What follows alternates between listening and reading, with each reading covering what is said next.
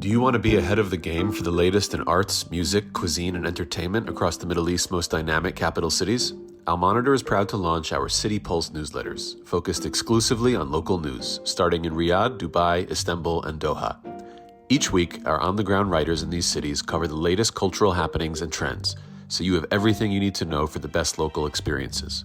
To subscribe for free, go to almonitor.com, that's al-monitor.com, and sign up on our newsletter page. Welcome back to the Al Monitor Brief. I'm Adam Lucente.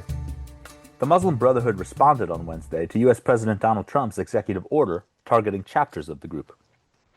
In a statement sent to media, the Brotherhood called Trump's order, quote, unsupported by evidence and motivated by, quote, foreign pressure, specifically from the United Arab Emirates and Israel. The Brotherhood dismissed the idea that it has chapters, saying, quote, independent Muslim Brotherhood organizations in some Muslim countries share elements of a common Islamic ideology, but are separate entities that make their own decisions. The group added that they do not operate in the U.S. Let's rewind a bit. Trump issued an executive order on Monday to begin a process whereby chapters of the Muslim Brotherhood could be designated as foreign terrorist organizations. The order specifically mentioned the Islamist group's affiliates in Egypt, Jordan, and Lebanon, and instructed the Secretaries of Treasury and State to make the determination within 45 days. Now, the order is not a blanket designation of the Muslim Brotherhood as a whole, and it does not include any carve-outs for certain countries. Many on the right criticized the order for not mentioning Qatar and Turkey. Qatar and Turkey both host a number of Brotherhood figures. However, Turkey itself, being a non-Arab country, is not a major focus of the group, and the Qatari branch of the Brotherhood was dissolved in the late 1990s, notwithstanding Doha's close relationship to members of the Brotherhood from other countries. In this episode, we'll hear from a number of Al Monitor journalists on how the region is responding to Trump's order and how affiliates of the Brotherhood may be affected. Hope you enjoy. So most regional states have remained silent on Trump's move, but he has won some praise from Israel and the UAE. Israeli Prime Minister Benjamin Netanyahu's office said it welcomes Trump's decision, accusing the Brotherhood of sowing chaos in the region. In an interview with CNN, senior Emirati advisor Anwar Gargash called the executive order, quote, strategic and courageous. Gargash's comments aren't surprising.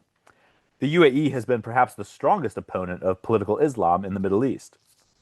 Israel's reaction isn't surprising either, but the situation facing the Brotherhood within Israel is a bit complicated, and the organization actually has some support in the Arab-Israeli community.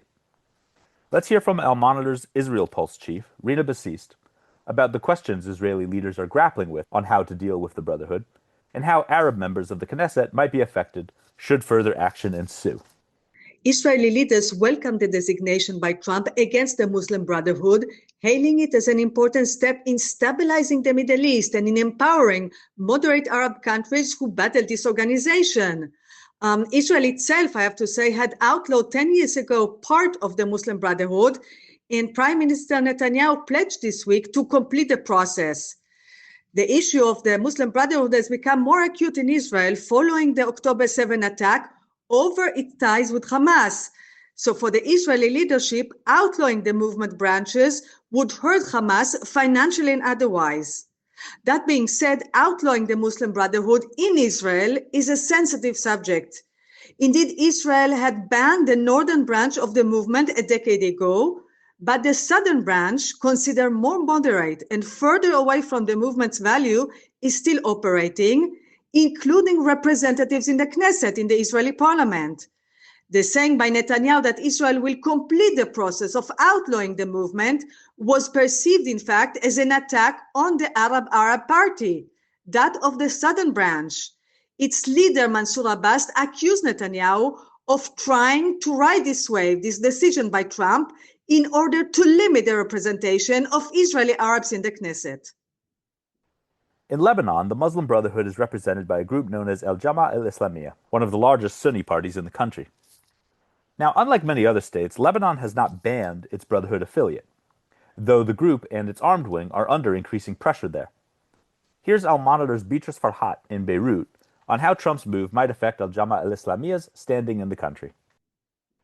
Al-Jama'a al-Islamiyya mostly enjoys support and popularity in Sunni-dominated areas in the country, specifically in Tripoli in the north, While the group has several representatives or members in municipal councils in its areas of support, still its political weight in Lebanon is somewhat modest. It only has one representative in parliament currently. As for the group's military wing, Al-Fajr forces, this group has come under increasing spotlight after joining Hezbollah in the fight against Israel during the war in Lebanon last year and in support of Hamas in Gaza. It was behind a number of rocket attacks that were launched from Lebanon toward Israeli territory in the past year. Al-Fajr forces is considered a close ally of Hamas, and it is believed to receive weapons and funding from the group in Lebanon. But not much else is known about Al-Fajr or how much weapons or fighters they have. Some estimates put the number at about 1,000 fighters. Plus, the wing denies it has any weapons depots or heavy weapons. But still, like any other non-state armed actor in Lebanon, like Hezbollah, Al-Fajr forces is facing pressure from the Lebanese government, which is working currently to extend control over all weapons that are outside state control. Now, regarding Trump's executive order to designate the Brotherhood's offshoots in the region, including in Lebanon, Jordan, and Egypt, we can expect Al-Jama'ah al-Islamiyya in Lebanon to shut down some of its associations and other institutions due to funding cuts or due to the potential economic sanctions that would come with such designation. Politically, if we look at the Hezbollah, which is also a U.S. terror-designated group, the group still has representatives in parliament and in the government. So regarding Al-Jama'ah al-Islamiyya, a potential U.S. terror designation would not really affect it politically. It could still keep nominating candidates in elections. For now, Al-Jama'ah al-Islamiyya is still operating legally in Lebanon. In Jordan, the Brotherhood was ordered to dissolve back in 2020, but that was not implemented until this past April, after the kingdom accused the organization of partaking in a subversive plot. Jordan has taken a number of actions tackling Brotherhood influence since then, referring a number of allegedly affiliated charities to the public prosecutor and arresting some politicians in the Islamic Action Front over the summer.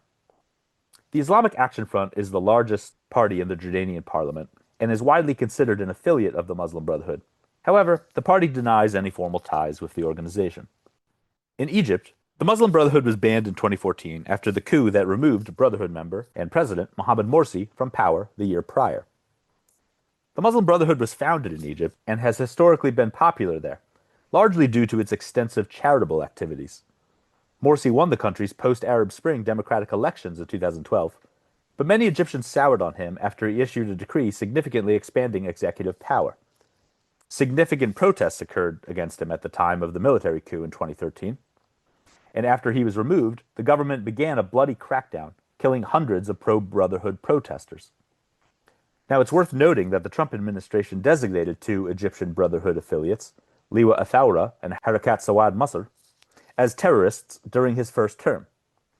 Both those groups have been accused of committing attacks on Egyptian forces. Trump's executive order warrants the question as to why he chose to focus on Brotherhood affiliates instead of the group as a whole. The answer actually relates to the complexities of U.S. relations with Middle Eastern states. Here's Al-Monitor State Department correspondent Elizabeth Hagedorn on why the Trump administration took the approach it did. This is something that President Trump has wanted to do since his first term. He's built close relationships with the leaders of the UAE, Egypt, and Saudi Arabia, who had all encouraged him to designate the Muslim Brotherhood as a terrorist group.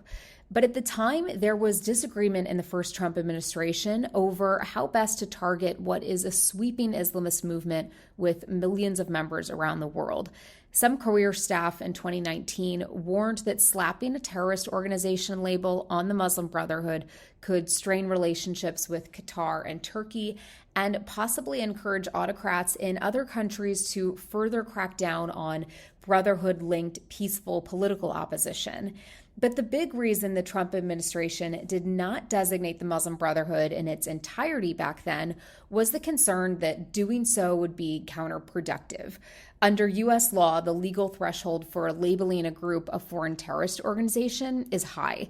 That list includes groups like Al-Qaeda and ISIS, organizations with clear leadership structures that command affiliates and allied groups. Conversely, the Muslim Brotherhood is more of a transnational Islamist movement.